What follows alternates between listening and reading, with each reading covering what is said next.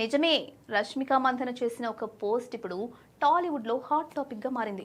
ఇటీవల రాజస్థాన్లోని ఉదయ్పూర్లో ఫిబ్రవరి 26న విజయ్ దేవరకొండ రష్మిక వివాహం గ్రాండ్గా జరిగిన విషయం తెలిసిందే.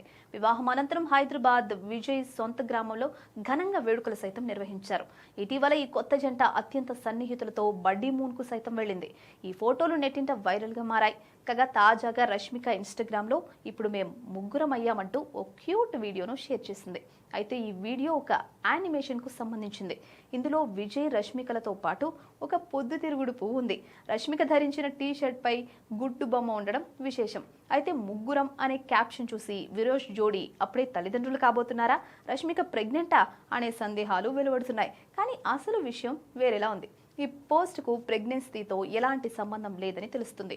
రూ అనే యానిమేషన్ ప్రపంచంలోకి రష్మిక తన భర్త విజయ్ను ఆహ్వానించింది.